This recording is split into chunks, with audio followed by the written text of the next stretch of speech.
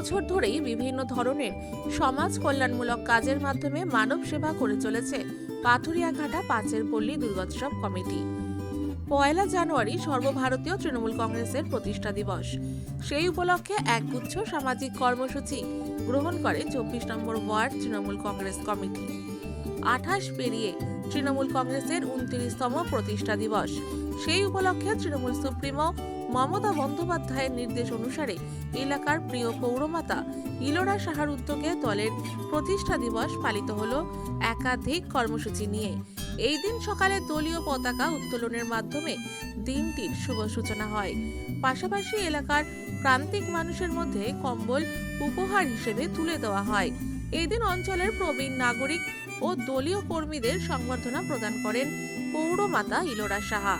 এদিন আগত অতিথিদের জন্য লিট্টি চোখা উৎসবেরও আয়োজন করা হয়। সমগ্র অনুষ্ঠানটির পরিচালনায় ছিলেন ওয়ার্ড সভাপতি মৃণাল সাহা। এই দিনের অনুষ্ঠানে উপস্থিত ছিলেন মানিকতলার বিধায়িকা সুপ্তি পান্ডে, মেয়র পরিষদ সদস্য স্বপন সমাদ্দার, পৌরমাতা সুনন্দা সরকার, যুব নেতা সৌম্য বক্সী, তারকেশ্বর দুবে সহ অন্যান্যরা।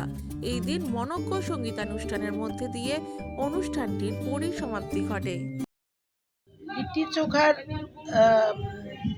স্বাদ বলে, গন্ধ বলে, তার মাটির টান বলে, তার এবং আমাদের কাছে যথেষ্ট সমাধি। কারণ এর মাধ্যমে তুমি মাটির গন্ধ পাবে, তুমি এর মাধ্যমে আটা পাবে, তুমি এর মাধ্যমে চাটু পাবে। নাথিং যে আমাকে বাইরে থেকে এনে করতে হচ্ছে, সবটাই একটা মিশ্রণ এবং তার মধ্যে অসীম ভালোবাসা। সব মিলে আমি ইলোরাকে ধন্যবাদ দেব যে নতুন বছর এবার লিট্টির স্বাদে গন্ধে এগিয়ে চলবে। এরকমটাই আমার মনে হচ্ছে যে এবার লিট্টির সঙ্গে এটাকে এইভাবেই মেলাতে পারছি। এবার আমরা মাটির দিকে তাকাই, শিকড়ের দিকে তাকাই, আর যা আমাদের অরিজিন, যা আমাদের কৃত্রিম নয়, যে আমরা হাত বাড়ালেই পাবো, তার সঙ্গে এগিয়ে চলুক এবার নতুন বছর। ২০ নম্বর ওয়ার্ডে আমি দীর্ঘদিন ধরেই আসি, আর এটা খুব হোমলি অ্যাটমসফিয়ার, একদম ঘরোয়া পরিবেশে মৃণাল সাহা, ইলোরা সাহা সহকর্মীদের নিয়ে পাঁচের পল্লী দুর্গোৎসব কমিটির পক্ষ থেকে আজকের এই কর্মসূচি খুব ভালো উদ্যোগ। ২০২৫ আমরা ছেড়ে দিয়েছি, ২০২৬-এ পদার্পণ করেছি। সারা বছর বিভিন্ন ছোটখাটো কর্মসূচির মধ্য দিয়ে এই অঞ্চলে মানুষকে আনন্দ দান করে থাকি। তা আমরা যারা রাজনীতি করি, আমাদের লক্ষ্যই থাকবে মানুষের সঙ্গে থাকা, মানুষকে আনন্দ দানের জন্য ব্যবস্থা করা। তো ইলোরা সাহা এই কাজে সম্পূর্ণ সার্থক। বাংলা সংস্কৃতি, এটাই বাংলার পরম্পরা, যেখানে বিভিন্ন ধর্মের মানুষ আছে, বিভিন্ন রাজ্যের মানুষ আছে, বিভিন্ন দেশেরও মানুষ আছে। সবাই আমাদের কাছে বাঙালি হিসাবে আমরা পরিচিত। যে বাংলায় যারা বসবাস করে, বাংলায় যারা থাকে, সবাই আমরা বাঙালি। এবং বাংলার সংস্কৃতি এটাই বলে যে ধর্ম আছে যার যার, উৎসবটা সবার। এখানে যেমন দুর্গাপুজো, কালী পুজো হয়, এখানে ঠিক সেইভাবে মহরম, ঈদ হয়, গুরু নানকের জন্মদিন হয়, যীশু খ্রিস্টের জন্মদিন পালন করি বড়দিনে। বিভিন্ন জায়গায় বৌদ্ধ ধর্মের অনুষ্ঠান হয়, সেখানে আমাদের বাংলার মাননীয় মুখ্যমন্ত্রী যেমন যায়, দেখুন আমরা বাংলার যারা মানুষ, সত্যিকারের যারা মানুষ, তারা প্রত্যেকেই অংশগ্রহণ করে। শ্রী ঠাকুর রামকৃষ্ণ বলেছিলেন, যত মত তত পথ। তো সেই জায়গায় দাঁড়িয়ে আমরা কিন্তু ধর্মটাকে কিভাবে ব্যবহার করি, নোংরা রাজনীতির স্বার্থে না।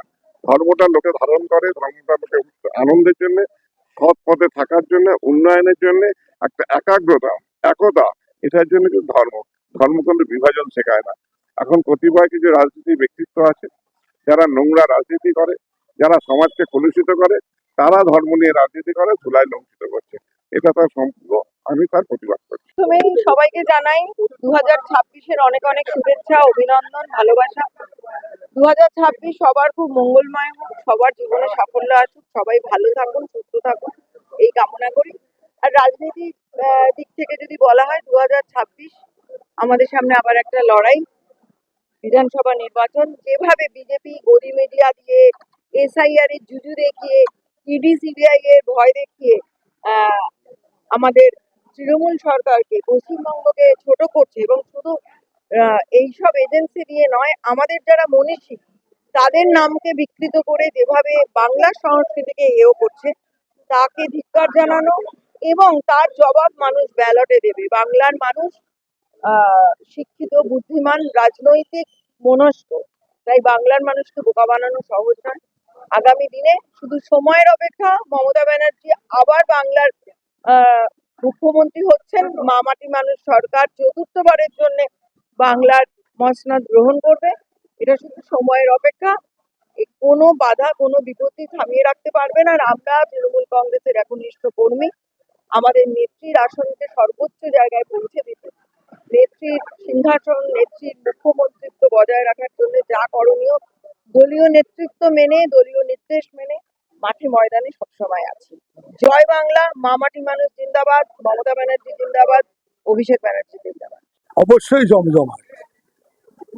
এই কারণে জমজমাট যে আজকের দিনটা একটা আমরা যারা রাজনীতি করি এবং যাদের সঙ্গে আমরা যেটা সোশ্যাল ওয়ার্ক করি, আজকে দুটো মিলেমিশে আসাটা। সকাল থেকে আমরা এখানেতে প্রায় 1000 মানুষকে আমরা প্রিয়জন, আমি বলবো কম্বল দান না, প্রিয়জনের হাতে আমরা উপহারটা তুলে দিতে পেরেছি। এটা একটা গর্ব। আগে কি বলতাম, দুস্থ মানুষকে কম্বল দাও, অমুককে কম্বল দাও, তমুককে কম্বল দাও, কিন্তু আমরা সংজ্ঞাটাকে পাল্টে দিয়েছি। আমরা প্রিয়জনের হাতে আজকের এই শীতের মধ্যে আমরা আমাদের বস্ত্রটাকে তুলে। সাথে সাথে আমরা দুর্গাপুজো করি। দুর্গাপুজোটা আপনি বলতে পারেন যে 1 জানুয়ারি আজকের থেকে আমাদের দুর্গাপুজোর শুভ সূচনা আমরা করে দিলাম। অক্টোবর মাসের শেষে পুজো, কিন্তু শুধু আমরা পুজো না, পুজোর গণ্ডি ছাড়িয়ে যে মানুষকে নিয়ে চলা, মানুষের জন্য কাজ করা, আমরা আমাদের ক্ষুদ্র প্রচেষ্টার মধ্যে আমরা চেষ্টা করে যাচ্ছি। এবং আমাদের মানুষের এত যে মানুষের এখানে সমাগম, তার এটাই প্রমাণ করছে যে মানুষ আমাদের সাথে আছে, মানুষ আমাদের পাশে আছে, এবং এই সেই আশীর্বাদটাকে, সেই বিশ্বাসটাকে আমরা অটুট রেখে আগামী দিনে আমাদের পথ চলাকে আরো এগিয়ে নিয়ে যাবো। আজকে 1 জানুয়ারি 2026 আমাদের তৃণমূল কংগ্রেসের যে নেত্রী আছেন, উনি একটা সংকল্প নিয়েছেন, পার্টির যে নাম দিয়েছেন, ওই নামের নিচে কি কি কাজ করতে হবে জনতার জন্য, ওনাদের জনতাকে কিভাবে সুখে দুঃখে থাকতে হবে, সবসময় সব প্রবলেমে থাকতে হবে আর প্রবলেমকে সলভ করতে হবে, এটা সিদ্ধান্ত নেওয়া হয়েছে। ওই আমাদের সেই মমতা ব্যানার্জির সিদ্ধান্তকে আজকে আমরা আবার রিপিট করে সিদ্ধান্ত নিচ্ছি যে 2026-এ যে আমাদের ইলেকশন হবে, সেটা আমরা কিভাবে করব আর কিভাবে জনতার কাছে আমরা থাকবো, যেন কোনো জনতাকে কোনো কষ্ট না হয়, কোনো প্রবলেম না হয়। এইটাই আমরা যে বিচার বিবেচনা সিদ্ধান্ত নেব, নিষ্ঠা নেব।